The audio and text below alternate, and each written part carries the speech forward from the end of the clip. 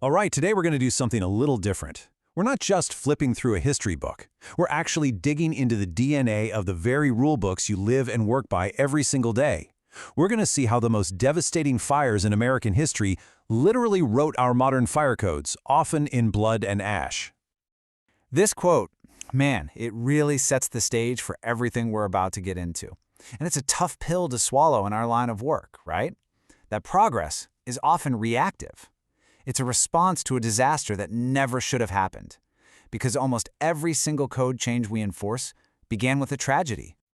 So, think of it this way. Your codebook isn't just a dry set of regulations. It's a memorial. It's a history book written in soot and smoke, and every single rule is a scar left by a fire we promised we would never, ever forget.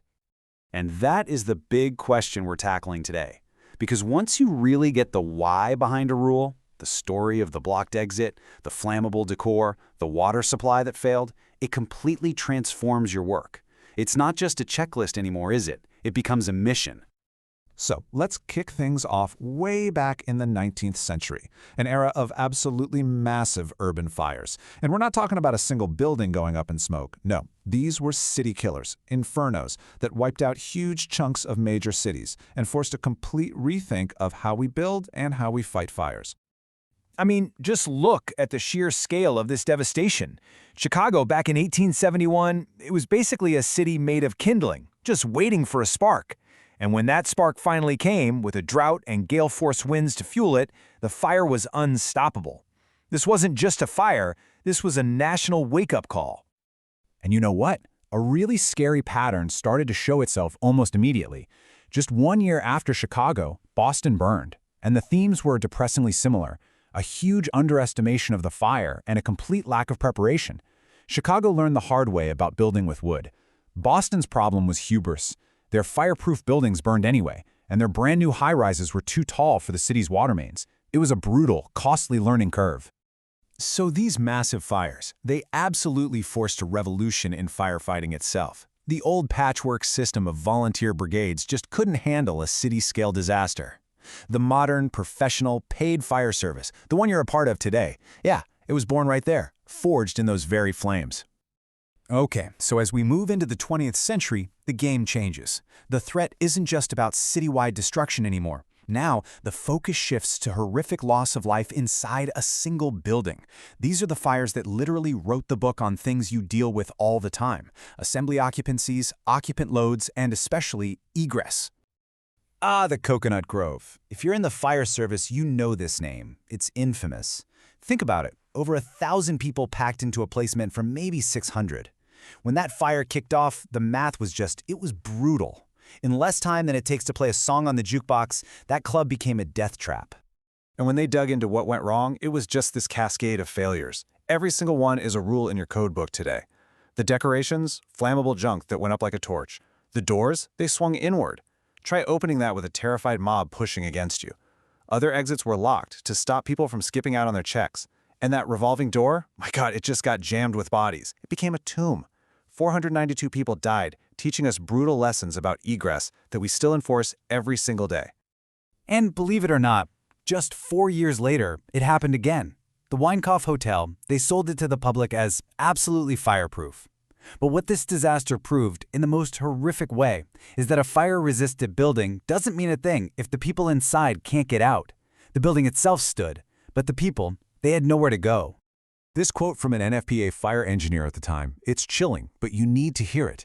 What he's talking about is the building's design. It had this single, grand, open stairway right up the middle. It looked beautiful, but for a fire, it was a perfect chimney, funneling toxic smoke and superheated gas right to the upper floors, leaving guests with an impossible choice. This fire is why we have requirements for enclosed stairwells today.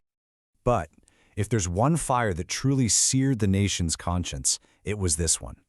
Our Lady of the Angels was an old school, so it was grandfathered in, basically exempt from all the new safety codes. You know what that meant? No automatic alarm, no sprinklers, and those open stairways again, just like the Weinkauf. When fire broke out in the basement, there was a fatal 34-minute delay in even calling the fire department. 92 children and 3 nuns died, and it led to a massive nationwide overhaul of fire safety in schools that's still in place. So you'd think, after all this tragedy, after all these lessons paid for in lives, we'd have figured it out, right? Wrong. By the 1970s, the United States, we had the worst fire loss record of any major industrialized nation on the planet.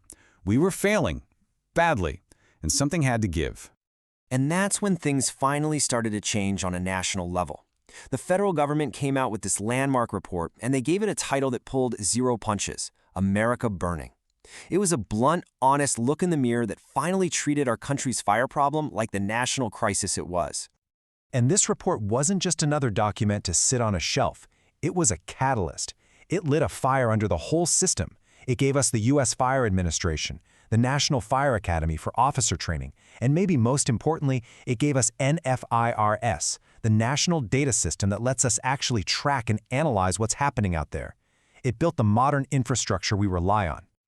And all of that brings us to where we are today, the modern era. The real legacy of America Burning was this huge shift in thinking. We finally started moving from being purely reactive, just responding to fires, to being proactive and data-driven, trying to stop fires before they even start. You can see the difference right here, clear as day. On the left, you've got the 19th century way of doing things, total chaos after the city is already burning. And on the right, that's how we do it now. We use data, GIS maps, demographic info, the age of the buildings to predict where the next fire is most likely to happen before the first spark. It's the whole idea behind community risk reduction. In this new proactive model, it's not guesswork. It's a science. We're way past just going on gut feelings. Now, it's about defining our risks, figuring out the key factors, and then using that analysis to put our resources, whether that's more inspections or a public ed campaign, right where they're needed most. But here's the thing, the fire ground never, ever stands still. The biggest challenge we're facing today, it's the Wildland-Urban interface, the WIU. As our towns and suburbs creep further into the wild and climate change just throws gasoline on the fire, that line between a forest fire and a neighborhood-destroying inferno, it's just vanishing. Fires like the Camp Fire are teaching us brand new, terrifying lessons and writing the next chapter of the codebook as we speak. So let's bring this all home. That code book you carry around every day, it is so much more than just a bunch of rules. It's a living, breathing history of every single tragedy we've talked about today. Every line is a lesson, and you're the guardians of those lessons. You're entrusted to make sure that the past isn't repeated. And that's the thought I want to leave you with. The work is never, ever finished. We've got new challenges popping up constantly: lithium-ion batteries, new building materials like mass timber, and the huge one, climate change.